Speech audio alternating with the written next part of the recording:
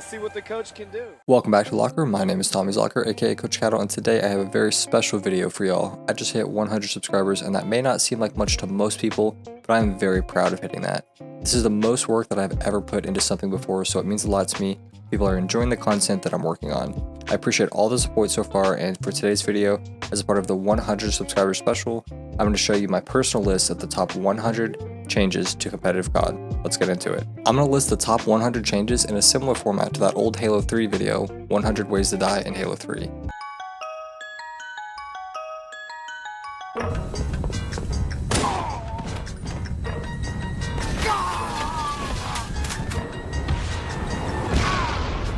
I'm going to separate this video into multiple categories, which I will list on the screen. I'm also going to list each change with its corresponding number on the screen, which would look like this. In my last video called The Decline of Competitive COD Metas, I discussed the history of metas within the series. While some of this may be similar, what I'm about to lay out is going to be an overview of an ideal meta. Starting off with the number one change, the Pick 10 Create a Class system. It's only fitting to start off this top 100 changes video with the reintroduction of the Pick 10 Create a Class system. The system is as close to a perfect system as we have ever had. Sure, there could be some minor improvements to help with the quality of life, but other than that, the Pick 10 system is great. Number 2, diverse weapon categories. It's really important for any competitive FPS to have multiple different types of weapons to be used. Each weapon category has a specific purpose and specializes in a playstyle within the game. Expanding beyond the recent standard of an AR and SMG only meta, it's crucial for the success for competitive COD. Number 3, burst rifles. Assault rifles are the bread and butter of COD as they're able to do a little bit of everything, with their advantage being at medium to longer ranges.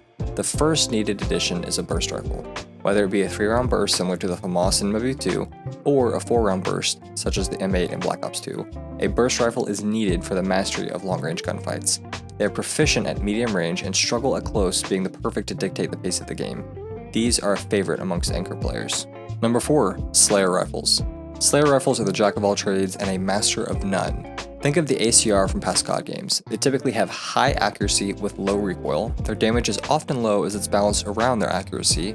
They usually have a fast fire rate to make up for their low damage, so the time to kill is consistent with the other rifles, and these are a favorite amongst Slayer players. Number 5, support rifles. Support rifles are the fast-moving heavy hitters of the team. They are meant to be played at close range since their accuracy and recoil aren't great. What really separates these rifles is their damage. Think of the AN-94 from Black Ops 2 and the TAR-21 from MW2. These are heavy-hitting rifles that have good bullet penetration and excel in close-range gunfights. They are mostly used by the Anchor and Slayer players on smaller maps or by support players when an extra AR is needed. Number 6, all-around SMGs. Submachine guns are in the same boat as ARs, but with the inverse being that they specialize in medium to close ranges. Let's first take a look at the all-around SMG category. I would consider this to be guns like the UMP from MW2 and the MSMC from Black Ops 2. They could burst fire or single tap at longer ranges and win most fights at close range. Where they really excelled at was a medium range zone. Their recoil was good and the recoil was manageable. The damage was consistent with a fair fire rate. Number 7, large clip SMGs. This category of SMGs provides a very specific role within the game. Weapons like the PDW from Black Ops 2 and the PB90 from MW3 fit this role perfectly. These weapons had large ammo clips, usually at the cost of accuracy, recoil, range, and/or damage. They were specifically very useful on smaller maps, allowing players to be hyper-aggressive with their positioning as they didn't have to reload, which slowed them down. Number 8, long-range SMGs. Long-range SMGs have been in COD such as Black Ops 2 and MW3 with the MP7. A weapon having high accuracy and extremely manageable recoil pattern allowed players to easily challenge players at a medium to longer range. A fast fire rate allowed this weapon to compete with other SMGs at close range despite typically having lower damage. Number 9, CQB SMGs or close range combat SMGs. These subs are good at one thing and one thing only: melting players at extremely close ranges. They have some of the worst accuracy in the game, but their fire rate is also typically the fastest. Trying to challenge anything outside of close range is almost impossible. If a player does get in within that range of you, you will win the gunfight easily as long as you can decently manage the recoil. Think of guns like the Scorpion from Black Ops 2. This weapon could only be pulled out on specific maps on certain hills or locations. It's a high risk, high reward playstyle. Number 10, shotguns. While this is going to be a highly contested area for what should be allowed within the meta, I believe that there are some use for shotguns. Back in Black Ops 1, you would see the Spaz on maps like Grid and Summit in the more close quarters area of the map. Most notably though, the Remington was used in Black Ops 2 on the map Hijacked. There wasn't much use for it outside very specific maps, and it did have a huge drawback of being that if you missed your shots, you were dead. The shotgun does the same exact thing as the sniper, but only in more close quarters playstyle. The balancing could be tricky, but as long as it's either a pump action or has a very low fire rate, it could be used tactically within the competitive COD scene. Gears of War, Rainbow Six Siege, Halo, Counter-Strike, and Valorant all use shotguns in competitive play.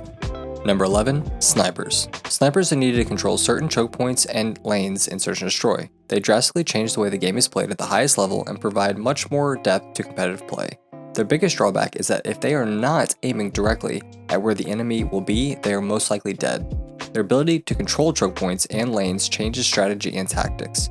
Smoke grenades can be used to temporarily block vision, which makes them useless. A thermal scope can be used to counter the smokes, but you have even less vision and it costs more resources in the pick-10 system. There have been very few games that have had quality sniping, but nothing better than the DSR from Black Ops 2. Number 12. Pistols. While this is a minor change, it's important for there to be a quality secondary meta. Famous past secondaries have been the Deagle from COD 4, Python from Black Ops 1, and the Cap 40 and B23R from Black Ops 2. Having a diverse set of pistols is important to match what playstyle you have. If you are close up using SMG, you might want to use a fully automatic pistol. If you are playing at range with an AR, you might want to use a 3-round burst pistol. If you are sniping or using a shotgun, having a high damage pistol like a Deagle or a Python are great for killing players or finishing off kills that you started with your primary. Number 13. Knife. Fortunately in Black Ops 6, we have the ability to pull out our knife by itself regardless of what our secondary is. This is great as coming off spawn you get a speed boost. This can also be used when taking a flank with the obvious risk of not having a weapon equipped. Having the ability to always pull out your knife independently of other weapons is crucial for off-spawn and route timings. Number 14. Simplify attachments. This is more of a headache than anything. We need to go back to the default of red dot sight, quick draw, stock on ARs. Anything more is just a waste of time and the complexity actually makes the game less balanced. When you have so many different options, it becomes more difficult to balance each attachment. This ends up creating a meta where everyone uses the exact same attachments. Number 15. Rock, paper, scissors meta. I've talked about this a ton before, so I will link some specifics below. Essentially, every aspect of the meta has a counter and can be countered. There is no one best route to achieve something, and if the enemy is doing well, there is a way to shut them down. Number 16. Rock, paper, scissors gun meta. This goes back to the first tip of having a diverse weapon meta. If you order the weapons from shortest to longest range, you get them in this order: shotgun, SMG, AR, sniper. You have the ability to counter players based on the range you intend to play at. Number 17. Remove field upgrades. These have no use in competitive play. There has not been one field upgrade that has had a purpose in competitive COD besides the trophy system, and it should have never been a field upgrade to begin with. Number 18. Rock, paper, scissors utility meta. To have a rock, paper, scissors utility meta, there needs to be a flow similar to Black Ops 2. Grenades provide damage and damage alone. Stuns are purely control and the strongest form of it. Smokes provide a denial of information and nothing else. EMPs provide a mixture between control and denial of information. The existence of the trophy system is solely to deny any other forms of utility. Number 19. Rock, paper, scissors perk meta. Keeping consistent with the counter and be countered game, the perks also should fit within the same idea. If you wanted to be a defensive player, you could run defensive perks to help you stay alive. This of course meant that you would be much slower than the objective player who built the class for speed. You could also make a hybrid class somewhere in the middle which gave you a little bit of both but not great in any single playstyle. Or you could build a class directly built for countering a specific playstyle. Number 20. Wildcards. I will continuously go back to Black Ops 2, but that wildcard system was the only one that allowed you to play how you wanted to. An argument could be made that Black Ops 3 did the same thing, but I think it didn't do as good of a job as Black Ops 2. Number 21. Better definition of roles. If you look at games like League of Legends, there's a clear set of 5 distinct roles that all have specific purposes within the game. I don't see why this couldn't be the same for COD, even if it is a completely different genre of game. A lot would need to change to help define the roles such as meta, maps, spawns, and overall support from the developers. I believe that there still can be a lot done on our end to help identify what each player is meant to do. Number 22. Anchor. The slowest player on the team who is in charge of holding spawns in respawn modes. Slower players like Celium could market themselves as an anchor. Number 23. Slayer. The faster of the two ARs who is responsible for primarily focusing on the flow of kills throughout the map. Faster players who have a higher impact like Scrappy should market themselves as a Slayer. Number 24. Support. This is a hybrid playstyle between the Slayer and the OBJ. They flow between both roles and have to learn how to appropriately balance the responsibilities of both. Players like Hydra should market themselves as a support. Number 25. OBJ. This is the fastest and most forward player on the map who primarily focuses on the objective and enemy spawns. Players who can maneuver quickly and flank like Shotzi should market themselves as an OBJ. Number 26. The flex role doesn't exist. This needs to stop. The entire community identifies as a flex when the role doesn't exist. It has never existed, not even in Black Ops 4 with the Maddox. Being able to flex between weapons is something that every role can do. In MW3 on Invasion, there were games where all players use an AR. Specific Hills on Rio had all players using an SMG. There are certain situations where any player can pull out an AR or an SMG, so by that logic of the community, this means that every player is a flex. Being able to flex is a job description, not a role. The role itself doesn't exist. The roles that are most likely to flex are Support, Slayer, OBJ, and Anchor, in that order. Number 27, Mode Diversity. Next, we're going to move to the modes played in competitive. In the past, there have been on average 3 different game modes played at one time, Search and Destroy being the staple and most important game mode. Hardpoint came in during Black Ops 2, which cemented its spot as the second game mode. Before Hardpoint took over the spot as the second game mode, it was held by Capture the Flag. The third mode has always been swapped every year, usually not staying consistent up until recently in the CDL era, where we have been forced to play Control. There are a few problems with this. The first being that we need more than 3 game modes. The less modes means that the overall skill gap is decreased. Less strategies need to be created, and the potential of the game is being limited by those 3 modes. Halo has had 4 modes consistently, so having at least 4 modes is something that we should strive for. Most of the reasons that we don't have more game modes is that the other modes aren't in the game or that the maps don't work properly. It has nothing to do with the mode being good or bad. The more modes that we have, the more potential a game has on all fronts. Number 28, a complete overhaul of game modes. This is a brief introduction and overview of what I'm going to mention on the upcoming changes. There's going to be a lot, and it's also going to be the ideal situation for the maximum skill gap. I am very aware that this is unrealistic at the game's current state, but it's more about listing all possible options and routes in order to see what's possible. If you limit your options, you'll never know what is possible. I will not mention any changes to Search and Destroy or Hardpoint, as they have been in a very good state for a long time. Essentially, there are many modes that have been played in the past years in competitive COD. Some have stayed, but most have left. They were phased out due to a variety of reasons such as maps, spawns, and the game not being built around that mode anymore. If a previous mode was added, this doesn't mean that it couldn't be pulled after reintroducing the mode. It has to work on a competitive level and to be enjoyed by the player base and the viewers. Hundreds or even thousands of hours of testing is required to be done by the community in order to get the game modes back in peak condition. I also want to say that just because I am saying that all of these game modes could come back, it doesn't mean that I even want them to come back. I'm making this point for the diversity of the game and for the health of the scene. Number 29, a complete overhaul of game settings. Many of these settings from current and previous modes need to be adjusted. They either make the game mode play worse, or it eliminates the game mode from even being played. Even with changing the settings, it doesn't guarantee that the mode would even be played again. The settings need to be competitively overhauled and analyzed yearly to make sure that the mode is competitively viable each year. Number 30, mono-objective modes. This may sound odd at first, but let me explain. A mono-objective mode simply means that within the game, there is only one objective. In Sabotage, there is one bomb in the center of the map that needs to be planted in the enemy's base. This goes the same with one flag Capture the Flag, except instead of a bomb, there is a flag. Uplink is the exact same way as well. I'm not going to talk about Blitz very much as its rules are slightly different from the others, but just know that the same changes apply to it.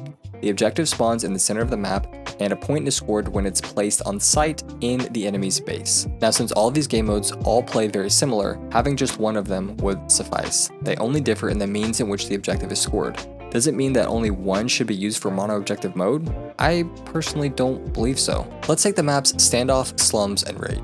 Each of these maps play quite differently, and one mode may be better suited than others on each map. Look at the map Standoff. This map may be horrible at one flag CTF and Uplink, but it could play really well for Sabotage. The same can be said with the other two maps. Slums could be a great one flag CTF map, and Raid could play great in Uplinked. The point that I'm trying to make is that all of these modes play extremely similar. You have a single objective that spawns in the center of the map and must be scored in the enemy spawn. Every map plays differently, so choosing which mono-objective mode would be best suited for that map is ideally the best option. If you stop looking at these 3 game modes as completely separate, but rather within the same family, you begin to open up to the possibilities for a game to be played longer at a much higher level. The general strategies and flow of the map would be the same, so having to relearn an entirely different mode doesn't occur. You simply choosing the best mono-objective mode for each map and creating a map pool based on what plays best. Number 31, multi-objective modes. Everything that was said about the mono-objective modes is true with multi-objective modes. While these modes are very similar in the fact that they do have multiple objectives, they all play quite differently from one another apart from Demolition and Control. Domination has 3 objective flags located on various points around the map that when captured, you gain a point every few seconds. The more you hold, the more points you gain. Typically, there's 1 flag in each starting spawn and 1 in the center. 2 flag CTF requires players to capture the enemy flag and return it to their base to score. While there is only 1 flag that you can earn points off of, it is considered a multi-objective mode because when your flag is pulled, you must return it. Demolition and Control are similar in the idea that you have an attacking and defending team who are fighting over areas on different sides of the map. In Demolition, you plant a bomb, and in Control, you stand on a zone. These areas are typically slightly closer to the defensive side and are on opposite sides of the map. One site is generally referred to as the easier site. While these game modes are more different from each other than other mono-objective modes, they still can be picked according to how they play on each map. Number 32, rotating out mono-objective modes. If you count Search and Destroy, Hardpoint, and all of the mono and multi-objective modes, you come to a total of 10 different modes possible to be played. This is obviously way too much, and things can be done to limit how many modes are played. You need to rotate out modes after every major event. Let's look at mono-objective modes. You have 4 modes being Sabotage, 1 flag CTF, Blitz, and Uplink. Let's say that for the first major Sabotage was played, in the second, 1 flag CTF was played, in the third, Blitz was played, and in the fourth, Uplink was played. It could continuously rotate until COD champs. Now having 4 mono-objective modes could be a lot, so let's limit it down to only 2 modes. Take 1 flag CTF and Uplink for example. You could alternate between each mode after every major tournament. In the first major, you play 1 flag CTF, the second you play Uplink, and the third goes back to 1 flag CTF. No matter how many modes you end up playing over the course of the season, rotating out modes after every major would be a positive feature for the scene. You are keeping it fresh for the viewers and players while still retaining some familiarity. You went from 10 different game modes potentially played down to 7 modes potentially played at one single time. Number 33, rotating out multi-objective modes. Let's do the same for the multi-objective game modes. You have a total of 4 modes being played with Domination, Demolition, 2 flag CTF, and Control. You have 2 options here. You could rotate them out the same way that is done with the mono-objective modes, or you could split them into 2 categories. If you do the same as the mono-objective modes, you have brought down your total game modes being played per event from 7 to 4. If you split them into 2 categories, then they would be multi-flag and dual site. Multi-flag consists of Domination and 2 flag CTF, while dual site consists of Demolition and Control. For the first event, Domination and Demolition could be played, while in the second it could be 2 flag CTF and Control. You have taken 7 potential modes being played at an event down to 5. Number 34, COD champs must play all modes. At COD champs, the best team should win. Whether or not this always happens, the format is not optimal. Let's say that out of 10 modes that could be played over the course of a season, only 6 are chosen to be played due to being competitively viable. Let's say that the modes being played over the course of the season were Search and Destroy, Hardpoint, 1 flag CTF, Uplink, Demolition, and Control. In the first event, the modes were Search and Destroy, Hardpoint, 1 flag CTF, and Demolition. During the second event, 1 flag CTF and Demolition were swapped out for Uplink and Control. This was the alternating mode cycle throughout the season until it came time for champs. During champs, all modes would be played as it's the perfect way to test who is a better team within a wide variety of areas. The game format, such as the best of 5, need to be changed, but that's what's going to be mentioned later on. Number 35, Sabotage. The main problem with this mode is that it has the potential to last for a long time. An attempt to combat this is by adjusting the bomb timers. When a bomb is planted, the timer goes for 45 seconds. This stops the game timer, so if the bomb is planted and defused frequently, then the game has the potential to go on for hours. The change that I propose is that for the first time the bomb is planted, the timer is 45 seconds. If it's defused and then the second time it's planted, it drops down to 30 seconds. If it's defused again and then planted for a third time, the bomb timer is only 15 seconds. If defused for a third time, then the bomb is immediately armed with C4. If a player is able to successfully plant the bomb, then it explodes and that team wins the round immediately. The round timer should be no longer than 5 minutes and no shorter than 2. The game should be a best of 5 rounds. Teams with the most plants gets the preferred side. If the plants are the same, then it goes in the order of most defuses, most kills, and least deaths. This is just the possibility for how this game could be played while attempting to combat the long game time. Number 36, 1 flag CTF. This mode has been used in the past in games like Halo, but we've only really seen it sparingly in COD. It's commonly brought up when talking about how to counter the problems of 2 flag CTF. It removes an instance of a stalemate because you have to be aggressive in order to win. If you play defense at all, you are making it easier for the enemy to score. The mode has a ton of potential to be played at a fast pace within the competitive COD scene. Number 37, 2 flag CTF. This is a mode that was in earlier iterations of COD but fell out due to one major problem, the stalemate.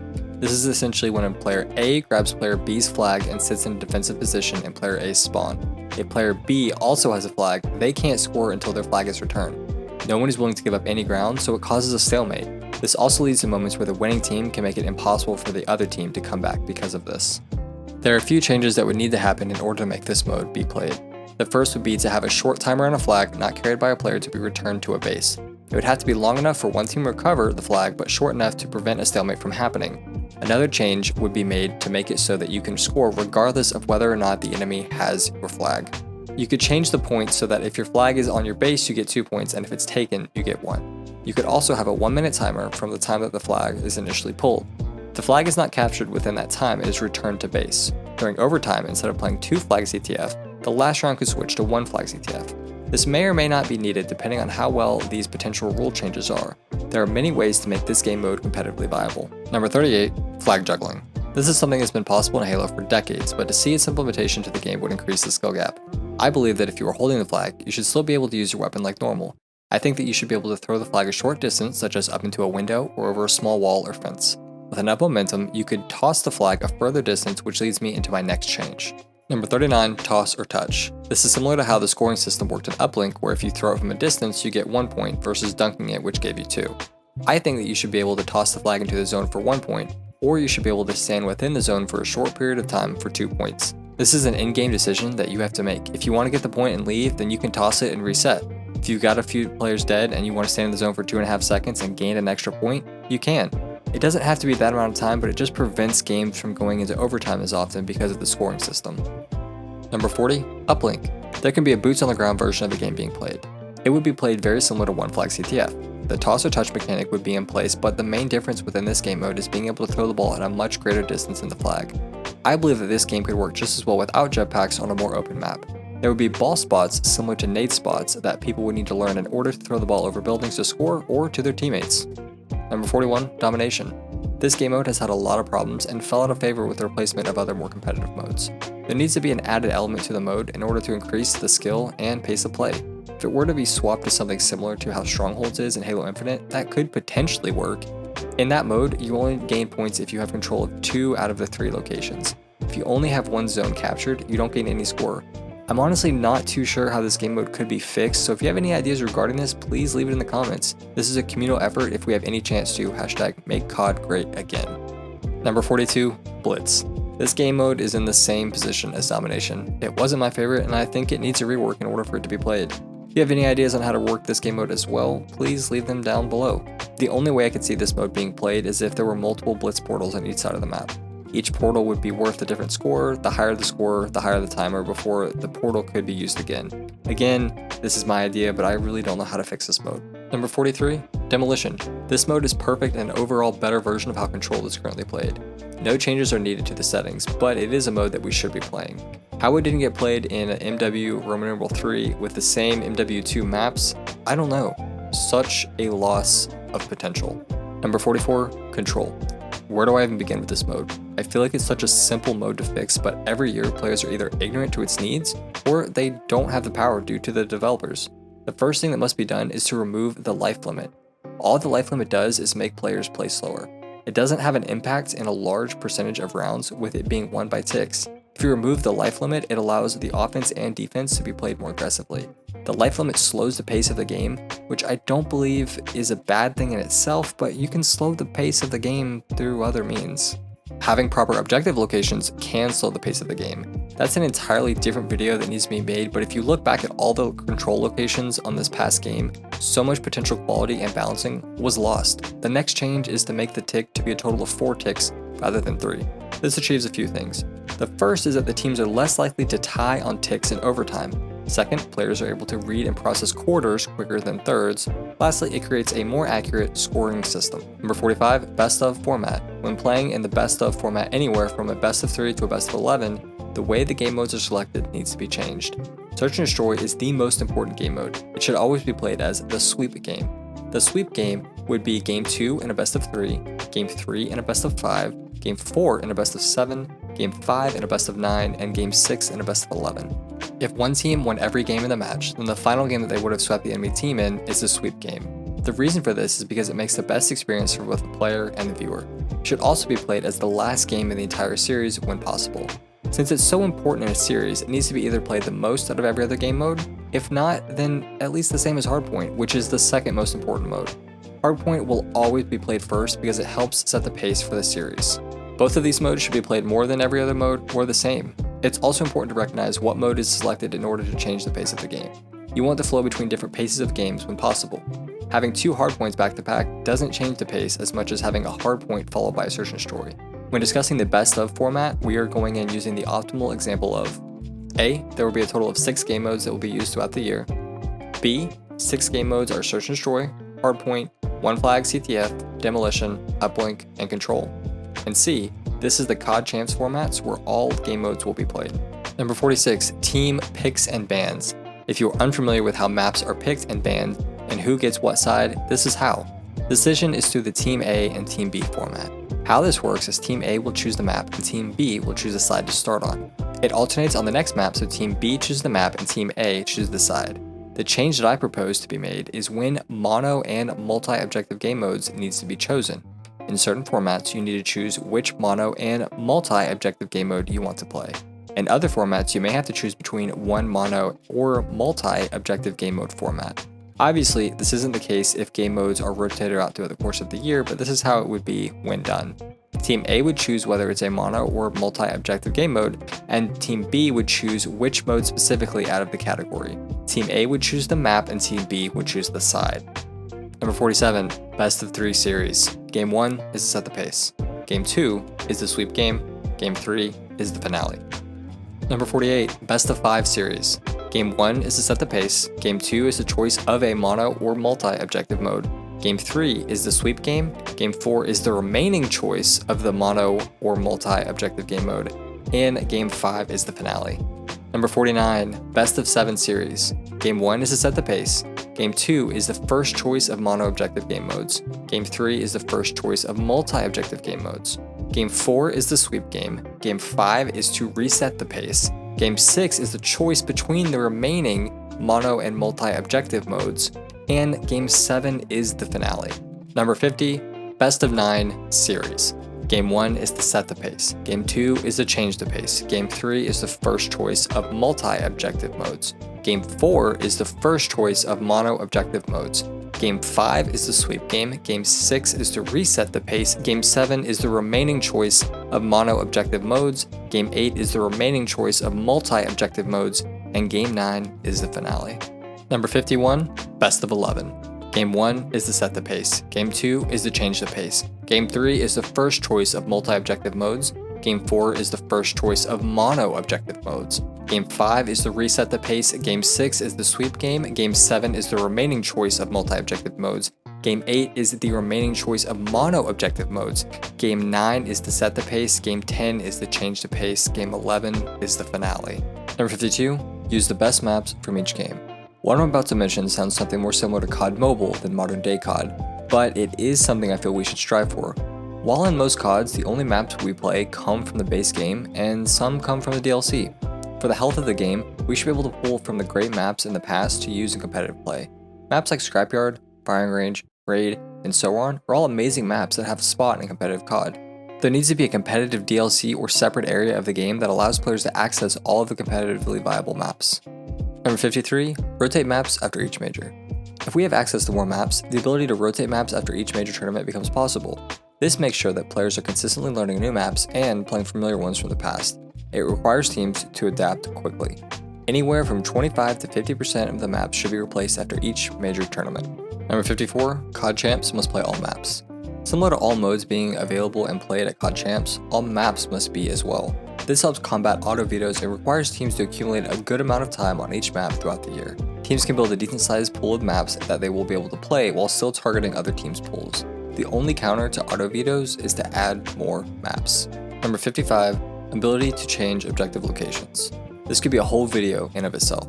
To cover this briefly is to mention that there are many maps that could have been played during the MW Roman numeral 3 season, but due to poor objective locations, they were not played. If they were played, it was horrible. Maps like Scrapyard, Terminal, and Skid Row all could have been played if the objective locations were in better spots for Hardpoint. In Control, maps like Invasion were awful to play.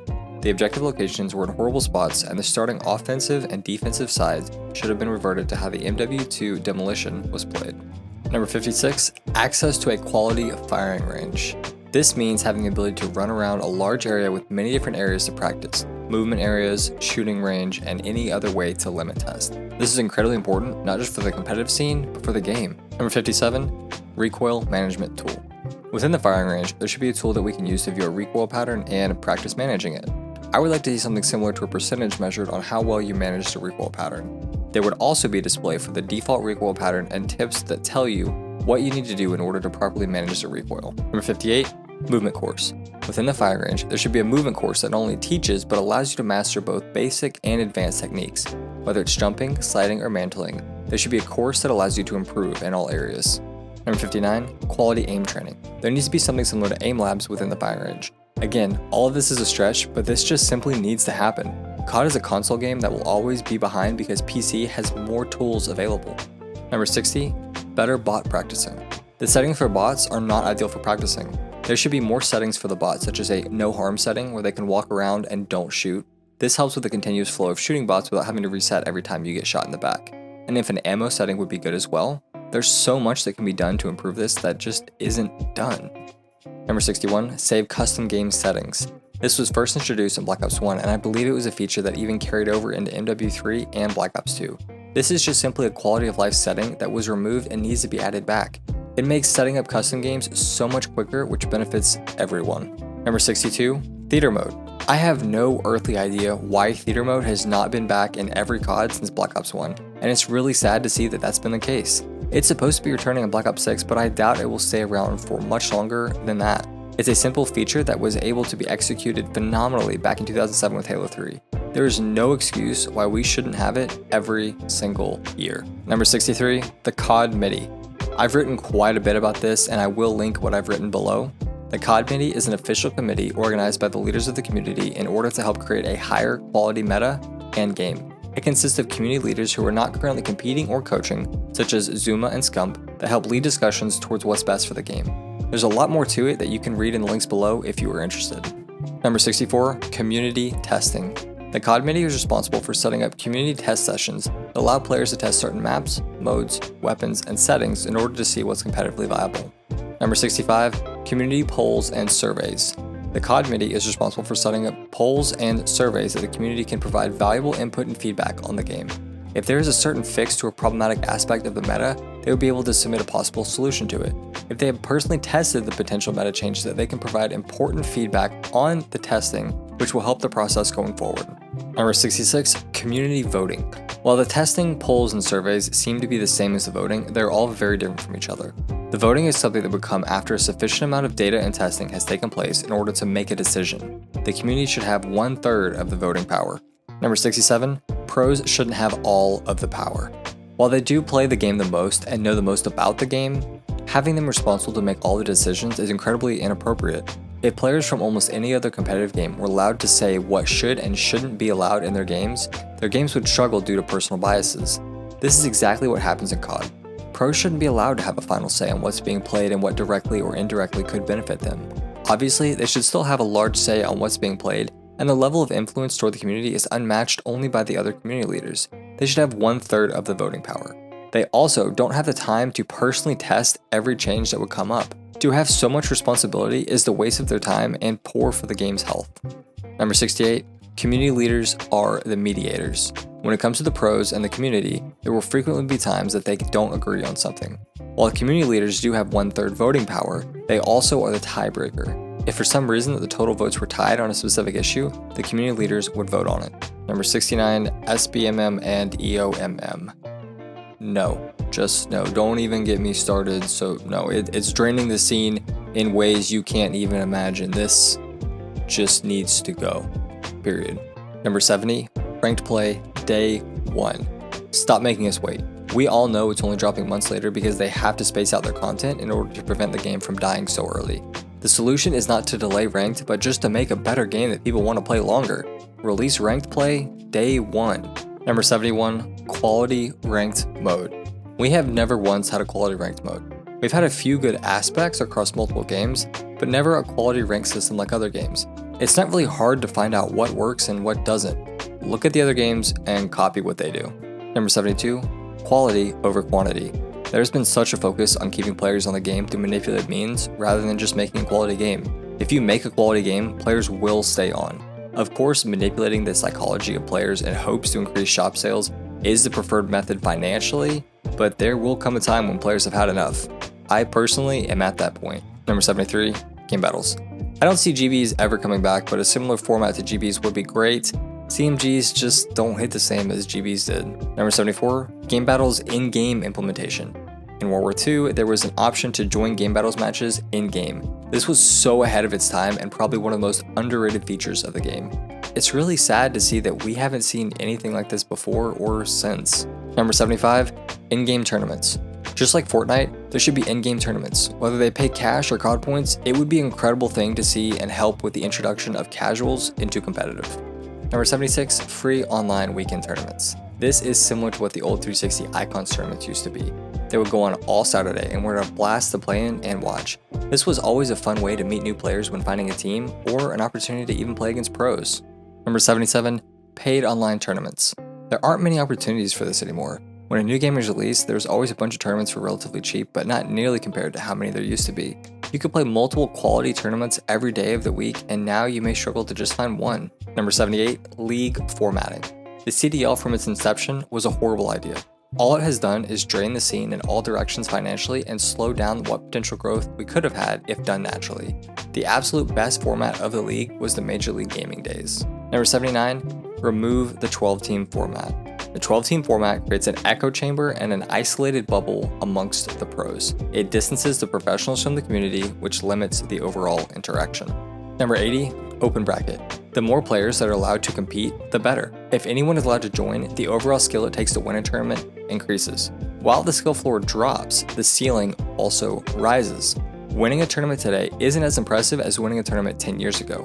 While the players have drastically improved, the overall skill it took to win was higher than it was today.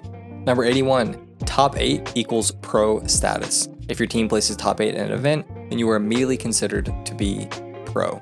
Number 82, top 16 equals semi-pro status. If your team places top 16 at an event, then you are immediately considered to have placed semi-pro. Number 83, top 32 equals amateur status. If your team places top 32 at an event, then you are immediately considered to have placed amateur. Number 84, there are 8 pro teams. If your team places pro at an event, then you have automatically earned a spot within the top 16 for the next event. You can lose your pro status by placing outside of the top 8. Number 85, there are 8 semi-pro teams. If your team places semi-pro at an event, then you automatically earned a spot within the top 32 for the next event. You can lose your semi-pro status by placing outside of the top 16. Number 86, there are 16 amateur teams. If your team places amateur at an event, then you automatically earned a spot within the top 64 for the next event. You can lose your amateur status by placing outside the top 32. Number 87, double elimination. Currently in the CDL, if you were placed 8th through 12th, you automatically start in the losers bracket. Every tournament should always be a double elimination. Players should not have to pay hundreds or thousands of dollars collectively to show up, play 2 games, and leave. It's beyond an embarrassment to our current scene that this is the case. Number 88, triple elimination, one and done, search and destroy. This is a concept that would be interesting to allow players one more shot at competing. Essentially, if you have just lost your match in the losers bracket in the open bracket, then you were dropped into a final round. It's a 1 game of search and destroy on a random competitive map. If you win, then you go to the next round. You are only playing teams who have lost in the losers bracket. You can play these one and dones all the way until the 9th and 10th seed. The winner and loser of the final match will be granted a 9th and 10th seed respectively. They will compete against the 7th and 8th spot for a right to hold that spot. The one and dones stop happening after the 8th seed. If you lose from that point on, then you are out. Number 89, 3-day over 4-day tournaments. Somehow we have gone from being able to complete matches with hundreds of teams within 3 days to now dragging out matches between 12 teams over 4 days. It's better for the viewer and the player. Being able to fight through the open bracket is a reward in of itself. Number 90, go back to console. This is a huge reason why the game is in such a rough state. The cost to set up a LAN with PCs is way too expensive. The game is meant for console and it's the only way we can return to frequent open bracket tournaments. PC is not the move. Number 91, bring back free-for-all tournaments. This was popular in Halo and during Black Ops 1. It would be nice to bring back this format of a tournament. Number 92, double search and destroy. This has been a thing of the past in Halo, but I would like to see its implementation in COD. The more competition, the better. Number 93, stream on Twitch and YouTube. Viewers should be able to watch where it's convenient for them. They shouldn't be funneled into whatever site paid Activision more. Number 94, COD Champs had 32 teams. In Black Ops 2, they invited 32 teams from around the world to compete. While most of the teams from any country besides the US weren't that good, it was nice to open up spots to these other countries. I would like to see a 32 team format for champs and reserve a few spots for players on different teams in different countries. or at least just make it so that there are 32 teams in general and the best 32 teams from around the world get to play in champs. Number 95, local LANs. There used to be many local LANs all around the country. Many were on the East Coast or the West Coast, and there was even a company called UMG that hosted many of these smaller tournaments. This was a golden period in competitive COD, and local LANs were the heart and soul that backed MLG. Number 96, a proper coaching service. If you look at games like League of Legends, you have many different sites to receive free or paid coaching. Currently, there aren't any quality formats to receive coaching. Any coaching that is offered isn't worth paying for within the scene. I personally have done free coaching for this reason. I don't believe that you should pay for coaching in COD until the scene develops enough to support it. I have heard personally from players who have paid for coaching from one of the top 4 teams about their experience. They could have got the same information or better from me for free. We need to have a proper coaching service so that a paid format can exist. You must have people coaching consistently so you can weed out the bad coaches. Number 97, a lineup site. This is similar to any lineup site that you can find for Valorant or Counter-Strike. You can look up specific nade spots and wallbangs on a chosen map based on what side you spawn on. This would be player submitted and community upvoted when a good lineup is uploaded. Number 98, a non-toxic community. This is a lot to ask for, but the toxicity spawns from how the game is played. If we shift how the game is played, we could potentially shift how toxic that community is. Number 99, a culture of learning and demonstration. Currently, I don't believe the community desires to learn. Any new information that is brought up can be quickly shut down by players who have minimal experience within the series. We should strive to learn as much as possible about the series and the game over the course of the year. If you have a theory, you need to be able to demonstrate it. You can't just say, this is so because I say so. We should focus on becoming a community who values learning and demonstration over ego. Number 100, support good ideas and quality content. This is not me telling you to like and subscribe. This is me telling you that the more objective you are in regards to this community, the better it will be. If you watched a video that you thought had a high quality, then do your part and support it. If the creator had good ideas or was making a good point, then support it. This is how you separate the good from the bad. Let's take Exclusive Ace for example. This guy makes high quality content and provides possible solutions and fixes towards many of the game's problems. When I see a video of his that I think I will enjoy, I will almost always click on it, and I like it when I can remember. He is a content creator who puts lots of work into his videos, and I want to support not only him, but this type of content. I believe we need more of it. Again, this is not me telling you to like and subscribe, it's me telling you to make the decision more intentionally. Over time, it has a great, long-lasting impact on the community. Thank you guys so very much. This was a huge task to complete, and it was by far the most work I have ever spent on a video. I appreciate all of the support in my last 2 videos. The support you guys have shown is what led me to create this 100 changes to competitive COD. I appreciate you all for watching. Have a great rest of your day.